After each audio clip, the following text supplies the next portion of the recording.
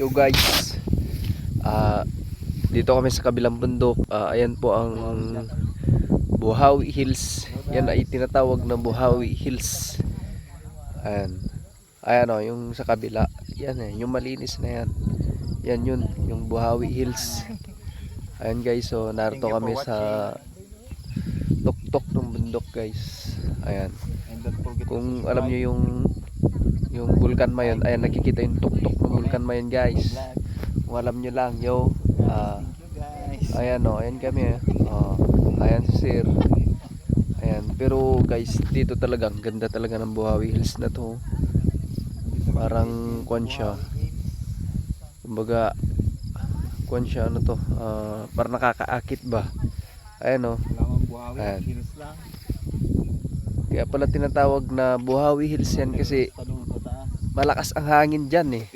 Yan ang sinasabi nila, malakas ang hangin guys. Oh, ayan oh, Buhawi.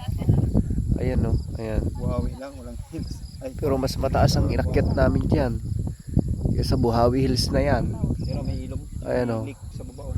Ayun guys, kung hindi kasi nakikita dito sa video na to, may mga tao sa tuktok niyan. Marinda. Oh. Marinda ka na. Ayan si Sir oh. Ayan. Ayan guys, so ayan oh.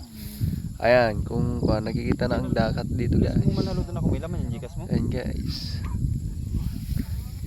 Diyan kami galing guys sa tuos sa kuan na yan, sa kabilang bundok na yan guys. Kung alam nyo lang, sobrang hirap ng pinagdadaanan namin. Sobrang sarap maglakad sa bundok. Parang naglalakad ka sa buwan. Yo.